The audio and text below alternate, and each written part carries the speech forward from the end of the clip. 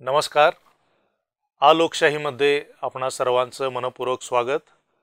मित्रहो, आज आपण डॉक्टर भालचंद्र काकडे स्मृती व्याख्यानमालेच्या निमित्तानं भेटतो आहोत. डॉक्टर भालचंद्र काकडे हे माझे मित्र तर खरंच, पण त्याहीपेक्षा या देशातील किंबहुना आंतरराष्ट्रीय स्तरावरील एक महत्त्वाचे संशोधक होते आणि भावी कालखंडामध्ये अनेक संशोधनाच्या शक्यता घेऊन काम करणारं असं हे व्यक्तिमत्व होतं. डॉक्टर भालचंद्र काकडे यांनी संशोधनाच्या क्षेत्रामध्ये केलेलं काम आणि त्यांच्या हातून होऊ शकणारं संशोधन हे खूप वेगळं आणि महत्त्वाचं होतं. मानवतेच्या दृष्टीनं अतिशय वेगळं असं संशोधन ते करीत होते. विज्ञानावरती त्यांचं अपरंपार असं प्रेम होतं आणि त्यामधूनच त्यांच्या हातून अनेकविध संशोधन आणि पेटंट मिळवून देणारं संशोधन त्यांच्या हातून साकार झालं. मित्रांनो, बघता बघता 2 वर्ष होत आहेत. गेल्या वर्षी डॉक्टर भालचंद्र काकडे यांचा प्रथम स्मृतिदिन साजरा करत असताना आपण या स्मृती जागवण्यासाठी विशेष व्याख्यानमाला घेण्याचा एक निर्धार आम्ही त्याच्या मित्रांनी सोडला आणि त्या अंतर्गत आपण डॉक्टर भालचंद्र काकडे स्मृती व्याख्यानमालेचं आलोकशाहीच्या माध्यमातून आयोजन करण्याचं ठरवलं. आणि त्या अंतर्गत गेल्या वर्षी शिवाजी विद्यापीठाचे कुलगुरू प्राध्यापक डॉक्टर दिगंबर शिर्के यांच्या हस्ते या व्याख्यानमालेचं उद्घाटन झालं. कुलगुरू डॉक्टर प्रमोद पाटील यांनी या व्याख्यानमालेमध्ये उद्घाटनाचं संबोधन केलं आणि डॉक्टर अजित तेळवे यांच्यासारख्या मान्यवरांनी या व्याख्यानमालेमध्ये संबोधनही केलेलं आहे. तर मित्रांनो, आज आपण डॉक्टर भालचंद्र काकडे यांचा दुसरा स्मृतिदिन साजरा करत असताना त्याच तोलामोलाचं एक व्यक्तिमत्व या व्याख्यानमालेमध्ये आपल्याशी संवाद साधणार आहे. जसं की मी म्हणालो की विज्ञान हा भालूच्या एकूण कार्याचा श्वास असल्यामुळं, त्याच्या आवडीचं क्षेत्र असल्यामुळं विज्ञान हा धागा ठेवून आपण या व्याख्यानमालेमध्ये बोलणाऱ्या वक्त्यांना तो धागा मध्यवर्ती ठेवून बोलण्यासाठी आमंत्रित करतो आहोत. आणि आज आपण आमंत्रित केलेलं आहे ते शिवाजी विद्यापीठाचे उपकुलसचिव तथा सध्या प्रभारी कुलसचिव म्हणून काम पाहत असणारे doctor V N Shinde sir यांना. Doctor V N Shinde sir हे मूळचे विद्यार्थी विज्ञानाचेच आहेत. पदार्थ विज्ञान शास्त्रामधून त्यांनी MSc आणि PhD केलेले आहे. हे त्यांचं विज्ञानाच्या अनुषंगानं आणि शिकवलेलंही आहे त्यांनी या विषयामध्ये. तर हा त्यांचं योगदानाचा भाग असला तरीसुद्धा खऱ्या अर्थानं विज्ञानावर प्रेम करणारे आणि विज्ञानाच्या उपयोजनाच्या अनुषंगानं प्रबोधनाचा मार्ग अवलंबणारे असे ते एक महत्त्वाचे व्यक्ती आहेत. हे मला या ठिकाणी आपल्याला सांगायचं आहे. वनस्पती, वृक्षसंपदा, जलसंवर्धन हे त्यांचे अभ्यासाचे आणि कृतिशील कार्यक्रम रुजवण्याचे विषय आहेत. त्या दृष्टीनं ते सातत्याने कार्यरत असतात. त्याचप्रमाणे सगळ्यात महत्त्वाची गोष्ट म्हणजे विज्ञान लेखनाच्या क्षेत्रातही त्यांनी आपलं प्रभुत्व सिद्ध केलेलं आहे. किंबहुना आज घडीला महाराष्ट्रातील एक महत्त्वाचे विज्ञान लेखक म्हणून त्यांच्याकडे पाहिलं जातं. एककांचे मानकरी या त्यांच्या पुस्तकापासून त्यांनी विज्ञान लेखनाला सुरुवात केली. त्यानंतर अनेक मालिका त्यांनी लिहिलेल्या आहेत. असे घडले भारतीय वैज्ञानिक, कृषी क्रांतीचे शिलेदार, हिरव्या बोटांचे किमयागार अशी पुस्तकं त्यांच्या नावावरती आहेत. एककांचे मानकरीला दक्षिण महाराष्ट्र साहित्य सभेचा कृगो सूर्यवंशी पुरस्कार मिळालेला आहे. त्याचप्रमाणे आवर्त सारणी आणि मूलद्रव्यांची दुनिया या त्यांच्या पुस्तकाला महाराष्ट्र शासनाचा यशवंतराव चव्हाण साहित्य पुरस्कार सुद्धा प्राप्त झालेला आहे. हे आपण या ठिकाणी लक्षात घ्यायला पाहिजे. म्हणजे कृतिशील विज्ञान संवर्धन त्याचप्रमाणे विज्ञान लेखनाच्या माध्यमातून प्रबोधन अशा दोन्हीही क्षेत्रांमध्ये काम करणारा एक महत्त्वाचा माणूस म्हणून आज आपल्यासमोर डॉक्टर भालचंद्र काकडे स्मृती व्याख्यानमालेमध्ये आम्ही बोलण्यासाठी आमंत्रित केलेलं आहे. आम्ही त्यांना विषय दिलेला आहे मराठी विज्ञान साहित्याचा. तर मराठी विज्ञान साहित्याच्या अनुषंगानं doctor V N Shinde sir यांनी आपली मांडणी करावी अशी मी त्यांना मनापासून विनंती करतो. डॉक्टर भालचंद्र काकडे यांच्या स्मृतीनिमित्त या आलोकशाही यूट्यूब चॅनेलच्या मार्फत सादर होत असलेल्या ऑनलाईन व्याख्यानमालेमध्ये हे दुसरं पुष्प मराठी विज्ञान साहित्य या विषयावर गुंफण्यासाठी मला आमंत्रित करण्यात आलेलं आहे. आणि या विषयाला सुरुवात करण्यापूर्वी मी डॉक्टर भालचंद्र काकडे यांना विनम्र आदरांजली वाहतो. मित्रहो, डॉक्टर भालचंद्र काकडे हे उगवते संशोधक होते. अतिशय चांगल्या पद्धतीचं संशोधन करून त्यांच्या संशोधनातून शिवाजी विद्यापीठ आणि कोल्हापूर परिसराला अभिमान वाटेल अशा प्रकारचं कार्य होणं अपेक्षित होतं. पण त्यांच्या वाट्याला दुर्दैवी मृत्यू यावा, त्यांचं दुःखद निधन व्हावं, ही गोष्ट निकोलाय वाविलाव या संशोधकासारख्या महान संशोधकाशी जोडणारी अशी मला वाटते. कारण काकडे यांनी त्यांच्या संशोधनामध्ये ऑक्सिजन या मूलद्रव्याशी आणि त्याच्या जीवनातील समावेशाविषयी, त्याच्या कार्याविषयी मूलभूत अशा पद्धतीचं संशोधन केलेलं होतं. आणि दुर्दैवानं कोरोना साथीमध्ये ऑक्सिजन न मिळाल्यामुळं या संशोधकाचा तरुण उमद्या व्यक्तिमत्वाचं दुर्दैवी निधन झालं. निकोलाय वाविलाव हे रशियातील संशोधक होते आणि रशियातील गरीबातील गरीब अतिशय छोट्या व्यक्तीला सुद्धा, ज्याच्याकडे कुठल्याही प्रकारचं धन नाही, अशा माणसाला उपाशी राहायची पाळी येऊ नये यासाठी आयुष्यभर संशोधन केलं. खूप मोठ्या प्रमाणात रशियामध्ये अन्नधान्याची उत्पादनाची सुरुवात केली आणि निकोलाय वाविलाव यांना सुद्धा निधनाच्या वेळेस अन्न मिळालेलं नव्हतं आणि भुकेनं, उपासमारीनं त्यांचं दुर्दैवी निधन झालं. तर अशा प्रकारचं एक उमद तरुण संशोधक व्यक्तिमत्व आपल्यातून नाही. आणि त्यांचे स्नेही मित्र डॉक्टर आलोक जत्राटकर हे आलोकशाही या यूट्यूब वाहिनीवरून त्यांच्या स्मृतिप्रित्यर्थ ही व्याख्यानमाला आयोजित करतायत. शिवाजी विद्यापीठ परिवारातील एक घटक म्हणून मला आज त्यांनी या ठिकाणी निमंत्रित केलं. मात्र त्यांच्या या उपक्रमाविषयी मला निश्चितच कौतुक वाटतं. आजचा मला जो विषय देण्यात आलेला आहे तो मराठी विज्ञान साहित्य हा विषय दिलेला आहे. खरं सांगायचं झालं तर हा विषय सर्वसामान्यांच्यासाठी अतिशय महत्त्वाचा आहे. समाजाच्या उभारणीसाठी, समाज रचनेसाठी हा एक महत्त्वाचा विषय आहे. मात्र मराठीमध्ये विशेषतः हा विषय अनेक वर्ष दुर्लक्षित अशा स्वरूपाचा राहिलेला आहे.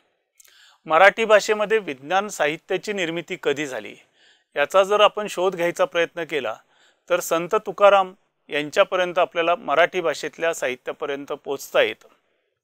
त्यांनी अतिशय रोकडा सवाल केलेला आहे की नवसे जर लेकुरे होती नवरे कायाचे लागते. अर्थात काही भागामध्ये हेच शब्द जरा वेगळ्या पद्धतीने वापरले जातात आणि लेकुरे जर नवसे होती मग का करणे लागे पती अशा स्वरूपाचं तुकारामांचं विधान आहे असं सांगितलं जातं.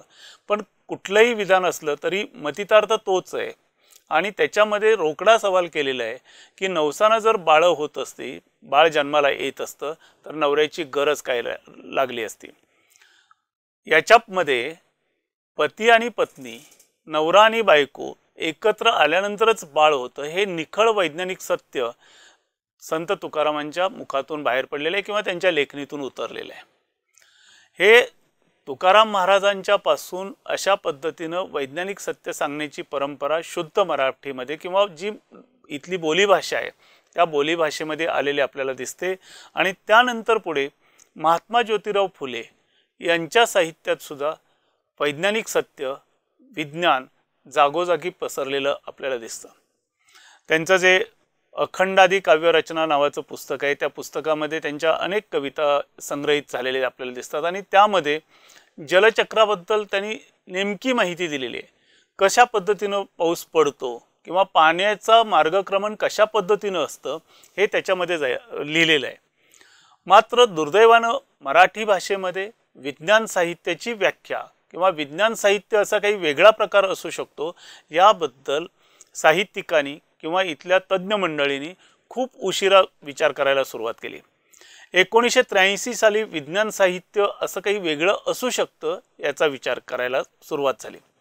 मात्र वस्तुस्थितीमध्ये साधारण 1942 पासून वेगवेगळ्या लेखकांनी, मराठी भाषेतील वेगवेगळ्या साहित्यिकांनी यासाठी प्रयत्न केलेले आपल्याला दिसतात. कोल्हापूरमधीलच अत्यंत महत्त्वाचं एक नाव आपल्याला विचारात घ्यावं लागेल ते म्हणजे बाळाजी प्रभाकर मोडक. बाळाजी प्रभाकर मोडक यांनी 1875 साली सर्वप्रथम रसायनशास्त्रा संदर्भातील एक पुस्तक पूर्णतः मराठीतून लिहिलेलं होतं. अर्थात त्या काळी सुद्धा विज्ञान शिकवण्यासाठी इंग्रजी ही भाषा वापरली जात होती आणि इंग्रजी भाषेतून अध्यापन केलं जात असताना बाळाजी प्रभाकर मोडक यांनी 1875 साली अशा प्रकारचं मराठीतून पूर्ण माहिती देणारं पुस्तक लिहिणं हे खूप कौतुकास्पद गोष्ट आहे. मात्र दुर्दैवानं विज्ञान साहित्य हे वेगळं दालन नाही असं मानण्याची आणि ते स्वीकारण्याची तयारी मराठी भाषेतील इतर साहित्य प्रकारामध्ये कार्य करणाऱ्या मंडळींची, समीक्षकांची नसल्यामुळं हे मोडक सरांचं कार्य दुर्लक्षितच राहिलं. तरी देखील स्वातंत्र्यपूर्व काळातच 1942 सालापासून इंग्रजी भाषेमध्ये इंग्लंड असेल, अमेरिका असेल किंवा इतर राष्ट्र असतील जे जे काही विज्ञान कथा म्हणून प्रसृत होत होतं त्याचं मराठीतून भाषांतर करण्यासाठी किंवा त्या कथेतलं कथासूत्र घेऊन मराठी भाषेतून तशाच प्रकारची कादंबरी लिहिणे, कथा लिहिणे यासाठी मराठी भाषेतील साहित्यिक कार्यरत होते. यामध्ये भारा भागवत असतील, द पा खांबेटे आहेत, द ची सोमन आहेत, नारायण धारप आहेत, गजानन क्षीरसागर आहेत, ग रा टिकेकर आहेत. या सर्व मंडळींनी अशा प्रकारे इंग्रजीतून ज्या कथा विज्ञान कथा म्हणून प्रसिद्ध झालेल्या होत्या किंवा ज्या सायन्स फिक्शन म्हणून प्रसिद्ध झालेल्या होत्या त्या कथातील कथासूत्र घेऊन मराठी भाषेतून वेगवेगळ्या कथा कादंबऱ्या लिहायला सुरुवात केली. उडती तबकडी, माझं नाव रमाकांत वालावलकर, नंतर अबक अशा प्रकारचे कथासंग्रह जे आहेत ते विज्ञान कथासंग्रह आहेत. मात्र मराठी भाषेतील साहित्यिकांनी यांना विज्ञान कथासंग्रह किंवा सायन्स फिक्शन, मराठीतील सायन्स फिक्शन अशी ओळख द्यायला सुरुवात केलेली नव्हती. हा विचार ज्यावेळेस जयंत नारळीकर सरांनी विज्ञान कथा लिहायला सुरुवात केली, विज्ञान कथा वेगवेगळ्या वृत्तपत्रातून प्रसिद्ध व्हायला सुरू झाल्या, त्यानंतर अशा पद्धतीचा वेगळा विचार सुरू झालेला दिसतो. खरं सांगायचं झालं तर साहित्य म्हणजे सर्जनशील निर्मिती आणि वाङ्मय म्हणजे सर्व प्रकारचं लेखन असं मराठी साहित्यिक मानतात. असं असून सुद्धा विज्ञान कथांच्या समीक्षेकडे कोणतेही मोठे समीक्षक गेलेले आपल्याला 1990 सालापर्यंत दिसत नाहीत. पु शी रेगेंच्या सारखी व्यक्ती साहित्याबद्दल मांडणी करत असताना साहित्य हे मानव केंद्रित असावं असा विचार बोलून दाखवतात. आणि पु शी रेगेंचं साहित्य जर आपण पाहिलं तर त्याच्यामध्ये आपल्याला तशा प्रकारची मांडणी केलेली सुद्धा सापडते. आणि 1983 मध्ये विज्ञान साहित्याला वेगळी ओळख देण्याचा ज्यावेळेस विचार सुरू झाला त्यावेळेस मग विज्ञान साहित्याची व्याख्या काय असावी याची खूप चर्चा झाली. आणि त्या चर्चेतून मानवाचे भविष्य काळामध्ये कशा प्रकारचं वर्तन असेल आणि त्याला विज्ञान आणि तंत्रज्ञान कसं कारणीभूत असेल, विज्ञान आणि तंत्रज्ञानामध्ये कोणत्या प्रकारची प्रगती झालेली असेल त्याचा मानवी जीवनावर आणि इथल्या समाज जीवनावर काय परिणाम झालेला असेल याचं चित्रण करणारं लेखन जे ते विज्ञान साहित्य या गटामध्ये बसवण्याचा त्यावेळेस संशोधकांनी प्रयत्न केला. आणि त्यामुळं विज्ञानाचे भविष्य काळातील प्रक्षेपण आणि विज्ञानाचा मानवावर आणि समाजावर होणारा परिणाम चित्रित करणारं साहित्य म्हणजे विज्ञान साहित्य अशी व्याख्या 1985 साली स्वीकारली गेली. तरी देखील आजच्या घटकेला जर विज्ञान साहित्याकडे पाहायचं झालं तर विज्ञान साहित्याकडे एवढ्या मर्यादित रूपामध्ये न पाहता विज्ञान साहित्यामध्ये सर्व घटकांचा समावेश करणं आवश्यक आहे असं मला प्रामाणिकपणे वाटतं.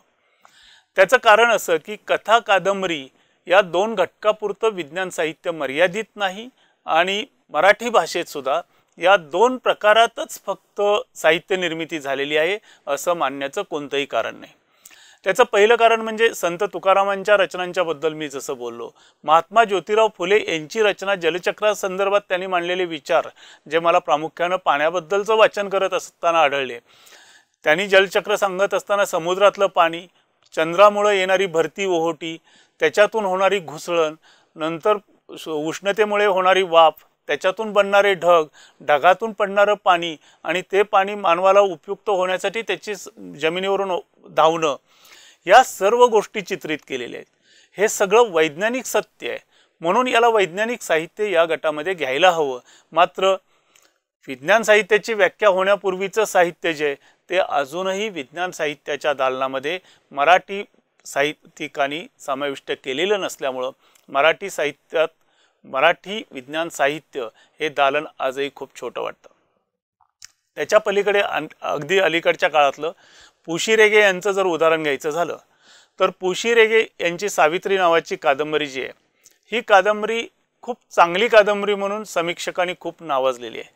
विशेष म्हणजे अगदी 10,000 ते 12,000 शब्दांची असणाऱ्या या कादंबरीवरती तिच्यापेक्षा आकाराने किंवा शब्दरचनेमध्ये दुप्पट तिप्पट असण्या इतपत लेखांचा संग्रह असलेली समीक्षेची पुस्तकं निघालेली आहे. कादंबरी आहे 12-13 हजार शब्दांची आणि पुस्तकांची शब्दसंख्या मात्र कित्येक हजारात गेलेली आहे, म्हणजे 25,000, 30,000, 40,000 अशी शब्दरचना झालेली आहे. तरी देखील ही कादंबरी ज्यावेळेस मी प्रथम वाचली त्यावेळेस एवढ्या कमी शब्दाची कादंबरी वाचायला मला 2 दिवसाचा कालावधी लागला. त्याचं कारण असं होतं की कादंबरीमध्ये अत्यंत कमी शब्दामध्ये खूप मोठा आशय सांगितलेला आहे. आणि हे वाचन करत असताना एका टप्प्यावरती मी थांबलो, कारण त्या ठिकाणी पु शी रेगे यांनी जे चित्रण केलेलं आहे, ही कादंबरी 1965 साली प्रसिद्ध झाली. ते चित्रण आज आम्ही ज्या पद्धतीनं वृक्षारोपण करतो त्याचं हुबेहूब चित्रण त्यामध्ये आलेलं आहे. अर्थात त्याच्याशी जोडलेली कथा जी आहे ती कथासुद्धा मानवी मनाचं चित्रण करणारी आहे. अर्थात या कथेसाठीचं सूत्र चीनमध्ये 1962 साली जो प्रकार घडलेला होता त्याच्यामध्ये असावं. चीनचा त्यावेळेसचा जो राज्यकर्ता होता झेडोंग, त्याने सैन्याला आणि लोकांना एक आदेश निर्गमित करून सांगितलं होतं की प्रत्येकानं चिमण्या मारल्या पाहिजेत. चिमण्या का मारायच्या तर चिमण्या पिकवलेलं अन्न खातात म्हणून. मग चिमण्या मारण्यासाठी लोकांची शर्यत लागली आणि चीनमधल्या सगळ्या चिमण्या संपवल्या. चिमण्या संपवल्या त्यानंतर सुद्धा काही चिमण्या दिसत होत्या. ह्या चिमण्या राहतात कुठे तर झाडावर राहतात. मग ती झाडं कापून टाका. अशा पद्धतीनं मोठ्या प्रमाणात विनाश झाला.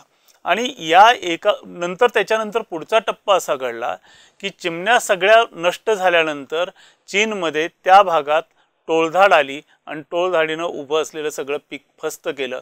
टोळधाडीला आवरण्यासाठी आवश्यक असणारे पक्षी जे होते ते पक्षीच चीनमध्ये नव्हते. ही घटना कदाचित वृत्तपत्राच्या माध्यमातून असेल किंवा अन्य माध्यमातून पोशी रेगे सरांच्या लक्षात आली असावी आणि त्याच्यावरून त्यांनी वृक्षारोपणाचं चित्रण केलेलं असावं असं मला वाटतं. कारण 1970-72 पर्यंत झाडं, निसर्ग, पर्यावरण या शब्दांच्या बद्दल एवढी व्यापक प्रमाणात चर्चा होत नव्हती. वृक्षारोपणाचे कार्यक्रम जे जाणकार मंडळी होती ती त्यांच्या पद्धतीने करत होती. विशेषतः भारत असेल किंवा इतर राष्ट्र असतील त्या ठिकाणी झाडं लावण्याचं काम हे सामाजिक वनीकरण विभागाचंच आहे अशी लोकांची धारणा होती. आणि त्यामुळं अशा प्रकारचे कार्यक्रमच होत नसताना शालेय विद्यार्थ्यांचा गट डोळ्यासमोर घेऊन शाळेतले विद्यार्थी झाडं कशा पद्धतीनं लावतील याचं चित्रांकन करणं किंवा शब्दांकन करणं हे तसं कल्पनेच्या पलीकडचं आहे, सामान्य माणसाच्या आकलनाच्या पलीकडचं आहे.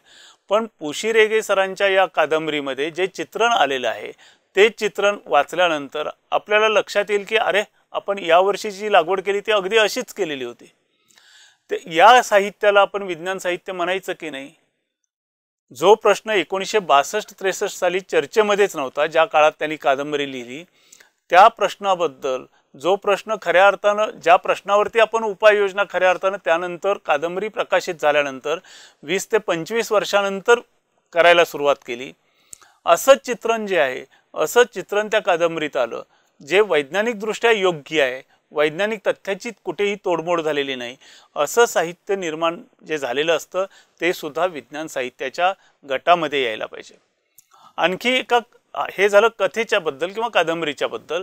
आणखी काव्याच्या बद्दल जर आपण बोलायचं झालं तर आधुनिक काव्य प्रकारामध्ये किंवा काव्यरचना ज्या झालेल्या आहेत म्हणजे महात्मा ज्योतिराव फुलेंच्या पर्यंत एक ढाचा ठरलेला होता, त्या ढाच्यामधून ती रचना आलेल्या आहेत आणि त्या योग्यच आहेत.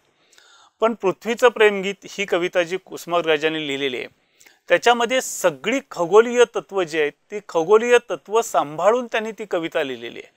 त्याच्यामध्ये विज्ञानाचा विपर्यास करून कुठेतरी वाचकाला रिझवावं या हेतूनं केवळ ती रचना झालेली नाही किंवा त्या हेतूनं वैज्ञानिक तथ्यांची तोडमोड झालेली नाही. जे साहित्य वैज्ञानिक तथ्यांना किंवा वैज्ञानिक सत्य जे ते मांडत असतं त्यामध्ये कुठलीही मोडतोड न करता लोकांचं मनोरंजन करत असतं, त्याचबरोबर ते वैज्ञानिक सत्य लोकांच्या गळी उतरवण्याचा प्रयत्न करतं. त्या प्रत्येक साहित्याला प्रत्येक साहित्य प्रकाराला विज्ञान साहित्य या गटामध्ये समाविष्ट करणं आवश्यक आहे. विज्ञान साहित्याचे त्यामुळं आपल्याला प्रकार करावे लागतात आणि करणं आवश्यक आहे. यामध्ये विज्ञान कथा आणि कादंबरी दोन्हीचा पट कमी जास्त लांबीचा आहे, पण त्याच्यामध्ये एक कथेचं सूत्र असतं, त्या सूत्राभोवती ती कथा फिरते किंवा कोणीतरी नायक असेल नायिका असेल त्याच्याभोवती ती कथा फिरत राहते आणि त्याची व्याप्ती किती आहे किंवा तो किती लांबीची आहे ती कथा याच्यावरती कथा आणि कादंबरी ही ठरत असेल. मात्र त्या पलीकडे जाऊन माहितीपर लेखन हा प्रकार आपल्याकडे आजही विज्ञान साहित्यामध्ये धरला जात नाही. तो समाविष्ट होणं अत्यंत आवश्यक आहे आणि त्याची मांडणी जी आहे ती मांडणी सुद्धा वेगळ्या पद्धतीने व्हायला पाहिजे. खरं सांगितलं तर आश्चर्य वाटेल पण मराठीमध्ये विज्ञान साहित्य लिहिणाऱ्या लोकांची संख्या खूप मोठ्या प्रमाणात आहे आणि माहितीपर लेखन हे लोकांच्या मध्ये विज्ञानाची माहिती पोचवावी, वैज्ञानिक शोधांची माहिती पोचवावी या हेतूनं केलेलं असतं. पण बऱ्याच वेळा विज्ञान साहित्य ज्यावेळेस माहिती जनसामान्यांच्यापर्यंत पोहोचवण्यासाठी लिहिलं जातं त्यावेळेस ते रंजक पद्धतीनं लिहिलं जात नाही, त्यामुळे ते लोक ते वाचण्याच्या भानगडीत पडत नाहीत. हा भाग वेगळा जरी असला तरी माहितीपर लेखन हा विज्ञान साहित्याचा एक भाग येतो, कथा कादंबरी हा दुसरा भाग येतो आणि त्यानंतर तिसरा भाग जो आधुनिक काही लोकांनी खूप चांगल्या पद्धतीनं हाताळलेला आहे. पंडित विद्यासागर सरांचा गाऊ ओवी विज्ञानाची हा त्याच्यातील अतिशय देखणा आणि चांगला ग्रंथ आहे. अशा प्रकारे ग्रंथांची निर्मिती करून ज्यातून काव्याच्या माध्यमातून विज्ञान जनसामान्यांच्यापर्यंत पोहोचवण्याचा प्रयत्न केलेला आहे.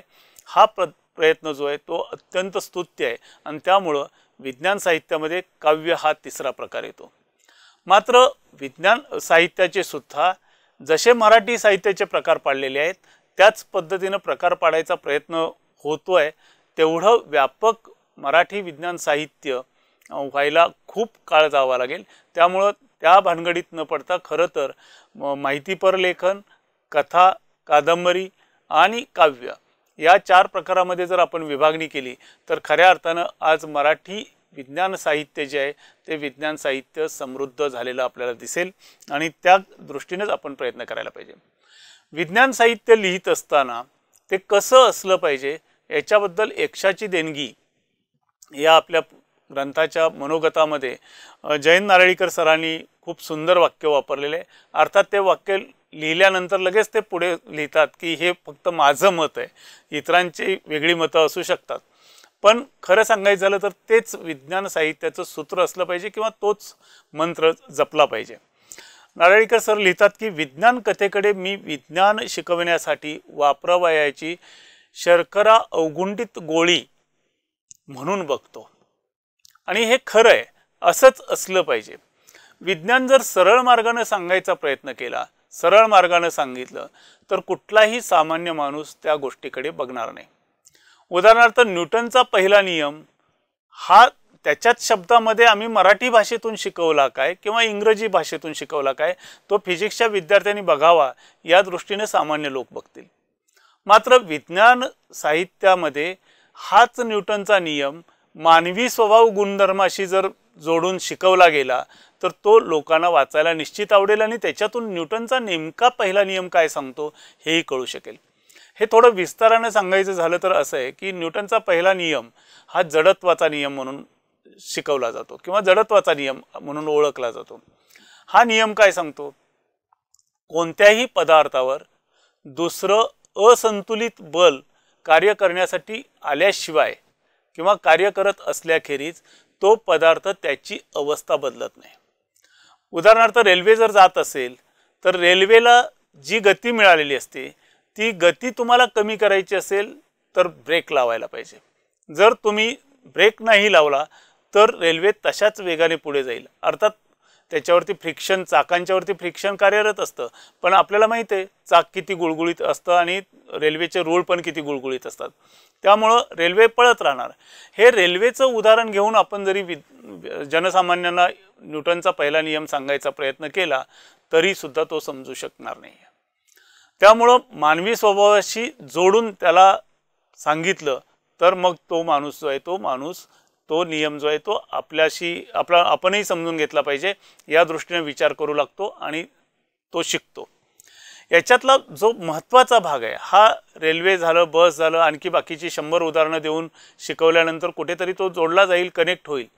पण याला दुसऱ्या आणखी एका शब्दामध्ये ओळखलं जातं, तो म्हणजे कोणताही पदार्थ हा कमीत कमी पोटेन्शियल एनर्जीच्या अवस्थेमध्ये राहायचा प्रयत्न करतो अशा स्वरूपामध्ये त्याची मांडणी केली जाते। आणि मग ही पोटेन्शियल एनर्जी किंवा स्थितीज ऊर्जा काय आहे याचा विचार ज्यावेळेस माणूस करायला सुरुवात करतो त्यावेळेस म्हणतो या विषयाचा आपला काही संबंध नाही आहे। पण पोटेन्शियल एनर्जी किंवा स्थितीज ऊर्जा ही कमी किंवा जास्त असते ती पृथ्वीचा पृष्ठभाग आणि त्या पदार्थाचं, त्या वस्तूचं ग्रॅव्हिटेशनल सेंटर किंवा गुरुत्वीय केंद्र ज्याला आपण म्हणतो त्या गुरुत्वीय केंद्रापासून जमिनीपासूनचं अंतर याच्यावर अवलंबून असते। हे ज्यावेळेस त्या माणसाला सांगितलं जाईल आणि त्याच्यानुसार तू कसा वागतो हे ज्यावेळेस आपण त्याला एक्सप्लेन करू, तू जर उभा असशील तर खूप वेळ तुला उभा राहावं वाटत नाही, तुला बसावंसं वाटतं। बसल्यानंतर काय होतं, उभा असताना तुझा गुरुत्वीय मध्य आणि पृथ्वीचा पृष्ठभाग याच्यामध्ये अंतर जास्त असतं, बसल्यानंतर हे अंतर कमी होतं। खूप वेळ तू बसून राहिलेला असशील तर तुला आडवं व्हावंसं वाटतं, आडवं झाल्यानंतर काय होतं, गुरुत्वीय मध्य जो आहे तो पृष्ठभागाशी आणखी जवळ जातो आणि तुझी स्थितीज ऊर्जा ही कमी होते। आणि जितकी स्थितीज ऊर्जा कमी असेल त्या अवस्थेला जाऊन राहायला तुला सुद्धा आवडतं, तसंच प्रत्येक वस्तूचं असतं। आणि त्यामुळं न्यूटनचा पहिला नियम, जडत्वाचा नियम जो आहे तो अशा पद्धतीने आपल्याला सांगतो की कोणताही पदार्थ कमीत कमी स्थितीज ऊर्जा असणाऱ्या अवस्थेमध्ये राहायचा प्रयत्न करतो तर सामान्य माणूस सुद्धा न्यूटनचा नियम आत्मसात करायला सुरुवात करेल। अशा पद्धतीनं विज्ञानाची मांडणी ज्यावेळेस व्हायला सुरुवात होईल त्यावेळेस जनसामान्यांच्यापर्यंत वैज्ञानिक सत्य आपोआप पोहोचायला सुरुवात होईल. ते आत्मसात करणं त्या लोकांना सोपं होईल आणि त्या पद्धतीनं विज्ञान लेखकांनी, विज्ञान साहित्यिकांनी प्रयत्न करायला पाहिजेत. अशा अनेक गोष्टी आहेत की ज्या गोष्टींच्या माध्यमातून वैज्ञानिक तथ्यही आपल्यापर्यंत पोहोचत असतात. आज समाज माध्यमांच्या मार्फत सुद्धा आपल्याकडे अनेक गोष्टी येतात. मात्र त्याच्यातल्या निरखून पारखून त्या गोष्टी आपण स्वीकारायला पाहिजेत आणि ते टाळण्यासाठीच आजही मराठी भाषेमध्ये विज्ञान साहित्य खूप मोठ्या प्रमाणात निर्माण होण्याची गरज आहे.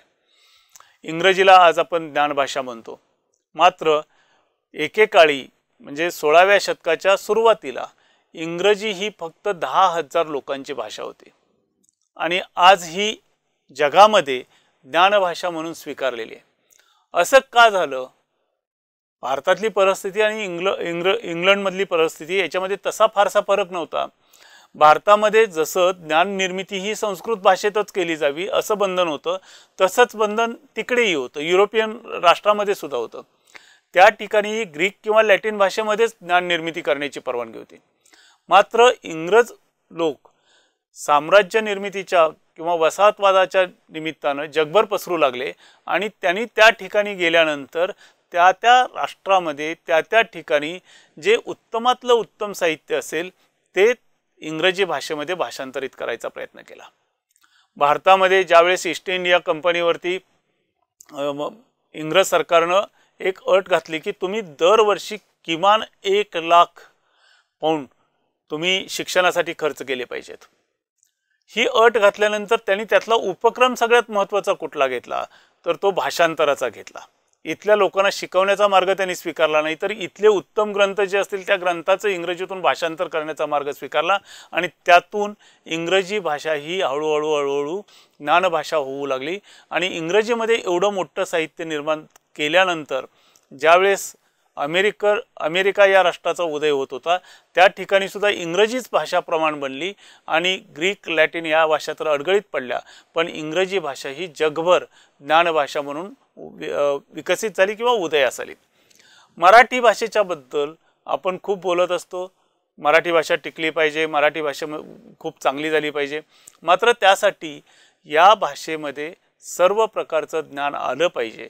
सर्व प्रकारच्या ज्ञान देण्यासाठी मराठी भाषेमध्ये पुस्तकं उपलब्ध झाली पाहिजेत. असे प्रयत्न जाणीवपूर्वक करण्याची गरज आहे. म्हणूनच विज्ञान साहित्य या व्याख्येमध्ये माहितीपर लेखन हा घटक सुद्धा समाविष्ट होणं तितकंच गरजेचं आहे. आणि हे माहितीपर लेखन करत असताना त्याच्यामध्ये रंजकता आणणं ही खूप आवश्यक गोष्ट आहे. मला या ठिकाणी लॉर्ड रॅले या संशोधकाचं उदाहरण द्यावंसं वाटतं. हा माणूस अगदी प्रयोगात्मक संशोधन करण्यामध्ये व्यस्त असणारा माणूस, मात्र या माणसाची लेखनशैली अशी होती की त्याच्या प्रत्येक संशोधन पत्रिकेतील पहिले 2 ते 3 पॅरेग्राफ आणि शेवटचा 1 पॅरेग्राफ हा कोणत्याही माणसानं वाचावा आणि त्याने तो वाचत जावा इतक्या चांगल्या भाषेमध्ये, ज्याच्यामध्ये विज्ञान नसायचं पण ज्या विषयावरती संशोधन निबंध असेल त्याच्याशी जोडणारी मानवी वर्तणूक असेल, मानवी स्वभाव असेल, हा त्याच्यामध्ये समाविष्ट करून त्याने ते लेखन केलेलं असायचं. ते वाचत वाचत माणूस निदान संशोधन कशा पद्धतीचं झाले किंवा संशोधनाचा प्रत्यक्ष पॅरेग्राफ सुरू होईपर्यंत वाचत जात असे. आणि त्यामुळे हे संशोधन निबंध खूप लोकांच्या पसंतीला उतरत होते. जी लोक विज्ञान शिकलेत आणि वेगळ्या विषयामध्ये आपलं करिअर करत होते ती लोकसुद्धा हे संशोधन वाचत होते आणि त्याच्यातून विज्ञान लोकांच्यापर्यंत पोहोचवण्याचा प्रयत्न लॉर्ड रॅले करत होते. दुसरं उदाहरण जर घ्यायचं झालं तर जॉर्ज वॉशिंग्टन कार्वर. आणखी एक खंत मला या निमित्तानं किंवा या व्याख्यानातून व्यक्त करावीशी वाटते की कृषी संशोधन जे आहे हे पारंपरिक विज्ञान साहित्यामध्ये आजही धरलं जात नाही आणि त्या दृष्टीने प्रयत्नही होत नाहीत. खरं सांगायचं झालं तर कृषी संशोधनामध्ये सुद्धा जे शोध लावले जातात, जे संशोधन केलं जातं ते शुद्ध विज्ञानच आहे, प्युअर सायन्सच आहे. मात्र त्याच्याबद्दलची चर्चा आजही एवढे मोठ्या प्रमाणात होत नाही किंवा तशा पद्धतीचं साहित्य हे विज्ञान साहित्य म्हणून ओळखलं जात नाही. तर कृषी क्षेत्रामध्ये संशोधन करणारं आणखी एक मोठं नाव म्हणजे George Washington Carver. George Washington Carver यांचं चरित्र खूप लोकांनी वाचलेलं असेल आणि त्यांना ते आठवेल की जॉर्ज वॉशिंग्टन कार्वर ज्यावेळेस एखादा वेगळा शोध लावायचे त्यांना एखादा वेगळा निष्कर्ष मिळालेला असायचा, त्यावेळेस त्या निष्कर्षावर आधारित एक लिफलेट तयार करायचे आणि ते लिफलेट तयार केलेलं छापून घेतल्यानंतर प्रत्यक्ष बाजारात जाऊन शेतकऱ्यांच्यापर्यंत ते लिफलेट पोचेल याची ते स्वतः दक्षता घेत होते. अशा माध्यमातून या दोन मोठ्या संशोधकांनी आपलं संशोधन जनसामान्यापर्यंत कसं पोचेल, जनसामान्यांना त्याची कशी माहिती होईल यासाठी प्रयत्न केले. आणि तशा पद्धतीनं प्रयत्न करण्याची आज बिलकुल गरज नाही, कारण इलेक्ट्रॉनिक माध्यमातून आपण कधीही कोठेही कोणालाही उपलब्ध होऊ शकतो. किंवा आपल्याला जे म्हणायचं आहे ते आपण एकदा म्हणून आपल्या चॅनेलवरती असेल किंवा एखाद्या समाज माध्यमाच्या प्लॅटफॉर्मवर ठेवलं तर लोकांना ते कधीही पाहता येऊ शकतं. अशा पद्धतीच्या यंत्रणा विकसित झालेल्या असल्यामुळं साधनांची कमतरता नाही, त्या दृष्टीनं प्रयत्न करणाऱ्यांची कमतरता आहे असं म्हणण्याची वेळ आलेली आहे. मराठी भाषेमध्ये विज्ञान साहित्य मोठ्या प्रमाणात तयार व्हायला पाहिजे, तरच मराठी ही ज्ञानभाषा होईल. ही महत्त्वाची गोष्ट आहे. आणि हे साहित्य निर्माण करत असताना कोणत्याही विषयाच्या माणसानं या साहित्याकडे वळलं पाहिजे. यासाठी विज्ञान साहित्यामध्ये वैज्ञानिक तथ्य मांडत असताना, विज्ञानातील सूत्र मांडत असताना त्याला रंजकतेची जोड द्यायला पाहिजे. अर्थात ही रंजकतेची जोड देत असताना वैज्ञानिक तथ्यांना कुठेही बाधा पोहोचली नाही पाहिजे, अशा दृष्टीनं प्रयत्न होण्याची मोठ्या प्रमाणात गरज आहे. नवीन खूप मोठ्या प्रमाणात विज्ञान कथालेखक तयार होऊ लागलेले आहेत. त्यासाठी मराठी विज्ञान परिषद ही कार्यशाळा घेते. विद्यापीठांच्या मधून अशा प्रकारच्या कार्यशाळा होत आहेत. विद्यार्थी आवर्जून अशा शाळांना उपस्थित राहून ते तंत्र आत्मसात करण्याचा प्रयत्न करत आहेत. मात्र ह्या प्रयत्नाच्या पलीकडे जाऊन माहितीपर विज्ञान लेखन खूप मोठ्या प्रमाणात होण्याची गरज आहे. मध्येच मी म्हटलं त्या पद्धतीनं मराठी साहित्य ज्याला आपण म्हणतो त्याच्यामध्ये जसे खूप मोठ्या प्रमाणात गट केलेले आहेत, तसे परत विज्ञान साहित्यामध्ये तशाच स्वरूपाचे गट करण्याची स्पर्धा लागलेली आपल्याला दिसते. विज्ञान ललित हा एक नवीन प्रकार याच्यामध्ये धरला गेलेला आहे. विज्ञान ललित या गटामध्ये माहितीपर लेखनाचा समावेश होऊ शकतो किंवा होतो. मात्र ते खरंच ललित लेखन आहे का, ललित लेखनापर्यंत ते पोहोचतं का, की केवळ माहिती देणारं ते साहित्य आहे, याचा विचार व्हायला पाहिजे. आणि त्याला खरंच ललित लेखनाचं स्वरूप येत असेल तर ते या गटात समाविष्ट करायला पाहिजे. मात्र त्याही पलीकडे जाऊन विज्ञान साहित्य लिहिणाऱ्या व्यक्तीला किंवा साहित्यिकाला खूप मोठा एक कॅनव्हास उपलब्ध असतो आणि त्या कॅनव्हासवरती खऱ्या अर्थानं चालण्याची गरज आहे. हे विज्ञान साहित्य मराठी कथाकार, मराठी कादंबरीकार, मराठी समीक्षक कसा वाचेल हे जर पाहायचं असेल तर एकाच विषयाला वेगवेगळ्या पद्धतीनं पैलू पाडून ते जर आपण लोकांच्या पुढे सादर केलं तर ते जास्त मोठ्या प्रमाणात आत्मसात होईल. आणि नवीन जी विद्यार्थी, नवीन जी लेखक मंडळी या क्षेत्रात येत आहेत ती मंडळी त्या दृष्टीनं आवर्जून प्रयत्न करू शकतील आणि त्याच्यातून मराठी विज्ञान विश्व हे, मराठी साहित्याचं विश्व हे अधिक समृद्ध होत जाईल याची मला खात्री आहे. मराठी भाषेमध्ये आत्तापर्यंत खूप मोठ्या प्रमाणात, विशेषतः 1970-72 पासून कथा खऱ्या अर्थानं ओळखल्या चालल्या. किर्लोस्कर सारख्या मासिकानं त्या आवर्जून छापायला सुरुवात केली. मोवा चिपळूणकर यांच्यासारख्या व्यक्तीनं तह हयात सृष्टी विज्ञान नावाच्या मासिकाचं, ज्याच्यातून फक्त वैज्ञानिक माहिती लोकांच्यापर्यंत पोहोचवली जात होती, त्यासाठी प्रयत्न केले. त्याही अगोदर मोडक सरांनी रसायनशास्त्रासारख्या विषयावरती मराठी भाषेतून विज्ञान साहित्य निर्माण करण्याचा प्रयत्न केला. ह्या सगळ्या मंडळींचे जे प्रयत्न आहेत, हे सगळे प्रयत्न आजही ज्यावेळेस विज्ञान साहित्याचा इतिहास मराठी भाषेपुरता ज्यावेळेस लिहायचा प्रयत्न केला जातो त्यावेळेस सर्वसमावेशकता येत नाही. त्याचं कारण हे प्रयत्न संकलित रूपामध्ये आज कुठेही दाखवण्यासारखी परिस्थिती नाही. बाळाजी प्रभाकर मोडक यांचं पुस्तक कोल्हापूरमध्ये उपलब्ध आहे, मात्र महाराष्ट्रातल्या किती ग्रंथालयामध्ये ते पुस्तक उपलब्ध असेल याचा शोध घेण्याची खरंच गरज आहे. आणखी एक महत्त्वाचा भाग मराठी विज्ञान साहित्याबद्दल बोलावासा वाटतो तो म्हणजे वाचकांचा प्रतिसाद या पुस्तकाला खूप कमी प्रमाणात मिळतो अशी एक तक्रार येते. मात्र या तक्रारीत प्रत्यक्षात पाहायला गेलं तर तथ्य आढळत नाही. याचं कारण असं की जॉर्ज वॉशिंग्टन कार्वर यांनी जे संशोधन केलं त्या संशोधनाबद्दल कुठल्याही प्रकारची वैज्ञानिक तथ्यांना बाधा न पोचवता कारवर यांचं चरित्र लिहित असताना विना गवाणकर यांनी एक होता कारवर हे पुस्तक लिहिलं आणि आज या पुस्तकाच्या जवळपास 50 आवृत्त्या निघालेल्या आहेत. विद्यार्थ्यांना वाचत असताना केवळ एखाद्या माणसाचं चरित्र वाचणं यामध्ये रुची आज राहिलेली नाही, तर त्या माणसानं केलेलं संशोधन, त्या माणसानं केलेलं कार्य, त्या माणसाला मिळालेली ओळख हे सगळं त्या विद्यार्थ्याला पाहिजे. कथा कादंबरी हे खरंच गोड आवरण घातलेल्या कडू गोळीसारखं आहे आणि ज्याची रुची त्याच्यात आहे ते लोक वाचतच असतात. मात्र आज विद्यार्थी वाचक इतका गतिमान झालेला आहे की त्याला सगळं वाचायची गरज नाही, त्याला त्या कथेच्या मार्गात जाऊन आडवाटेनं ज्ञान घ्यायची गरज वाटत नाही, त्याला थेट ज्ञान घ्यायची इच्छा आहे. तर माहितीपर लेखनसुद्धा या फॉर्मॅटमध्ये आणण्याची गरज आहे. माहितीपर लेखनसुद्धा अशा स्वरूपात जर येऊ लागलं तर वाचकांचा उदंड प्रतिसाद मिळतो आणि वेगवेगळ्या पुस्तकांना मराठी वाचक, मराठी रसिक आवर्जून प्रतिसाद देतात. ती पुस्तकं खरेदी केली जातात आणि त्यांच्या अनेक आवृत्त्या निघतात. ही वस्तुस्थिती आहे. मराठी भाषेमध्ये अशा प्रकारचं साहित्य निर्माण होण्यासाठी विज्ञानाचं शिक्षण घेतलेल्या विद्यार्थ्यांनी किंवा ज्यांना रुची आहे अशा अन्य विषयामध्ये शिक्षण घेतलेल्या लोकांनी सुद्धा येण्याची आणि लिहिण्याची गरज आहे.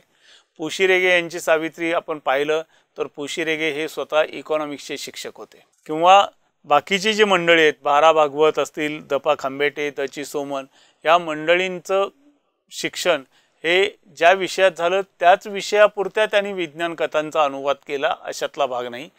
तर त्यातली काही मंडळी तर अशी विज्ञानाचे कुठल्याच विषयाचे विद्यार्थी नव्हते, तरी देखील त्या मंडळींनी विज्ञान साहित्याची निर्मिती करण्याचा प्रयत्न केला.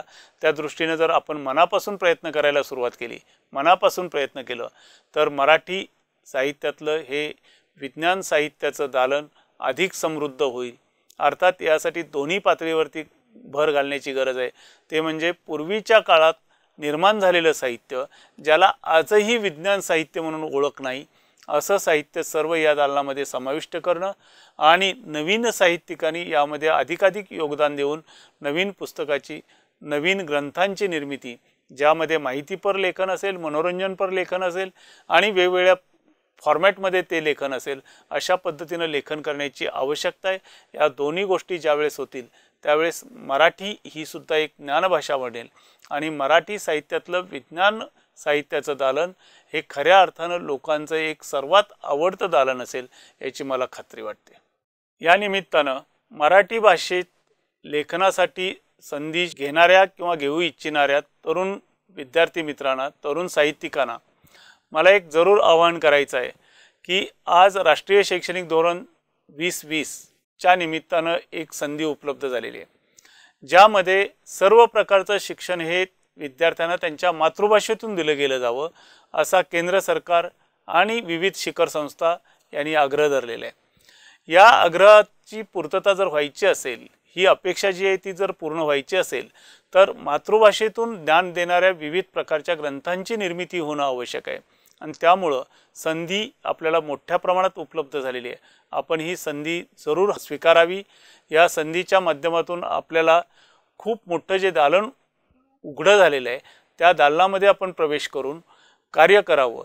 हे जर आपण साहित्य निर्मिती करू शकलात, केली, तर आपल्याला तर मोठेपणा मिळेलच. मराठी भाषेत ज्ञानभाषेच्या दृष्टीनं मराठी भाषेची वाटचाल झालेली असेल आणि मराठी साहित्यातील विज्ञान साहित्याचं दालन हे अधिक समृद्ध झालेलं असेल आणि त्यासाठी आपण सर्वांनी एकत्रितरित्या प्रयत्न करणं आवश्यक आहे असं मला वाटतं. या व्याख्यानमालेच्या निमित्तानं मला व्याख्यान देण्याची संधी दिली त्याबद्दल मी डॉक्टर आलोक जत्राटकर यांचे आणि आलोकशाही या वाहिनीचे सर्व जे काही सबस्क्रायबर आहेत, प्रेक्षक आहेत, त्यांचे आभार मानतो आणि थांबतो. जय हिंद, जय महाराष्ट्र. धन्यवाद doctor VN Shinde sir. Doctor Bhalchandra Kakade स्मृती व्याख्यानमालेमध्ये बोलत असताना आपण मराठी विज्ञान साहित्य या विषयाच्या अनेकविध पैलूंच्यावरती आज प्रकाश टाकला. खरं या विज्ञान साहित्याच्या क्षेत्राकडं तरुणांनी कसं पाहायला पाहिजे, मराठी साहित्यिकांनी त्याची सर्वसमावेशकता कशा पद्धतीनं वाढवायला पाहिजे, या दृष्टीनंही आपण या निमित्तानं प्रकाशझोत टाकलात. याबद्दल मी आपला मनापासून आभारी आहे. मित्रहो, डॉक्टर VN शिंदे सरांचे या आलोकशाही परिवार आणि आपला सर्वांच्या वतीनं मी पुनश्च एकदा आभार मानतो। आणि या व्याख्यानमालेसाठी आपणही सर्व श्रोते आमच्यासोबत आलात, आपण ही व्याख्यानमाला ऐकलीत आणि आम्ही मित्रपरिवार जे भालचंद्र काकडे यांना अभिवादन करण्यासाठी या व्याख्यानमालेचं आयोजन करतो आहोत, तर त्यामध्ये या अभिवादन यात्रेमध्ये आपणही सामील झालात याबद्दल आपणालाही धन्यवाद देतो। आपल्याला आलोकशाही आणि आलोकशाहीवरील कार्यक्रम आवडत असतील तर निश्चितपणानं यावरील व्याख्यानं पहा, यावरील कार्यक्रम पहा, ऐका, लाईक करा, शेअर करा आणि सबस्क्राईबही करा। धन्यवाद।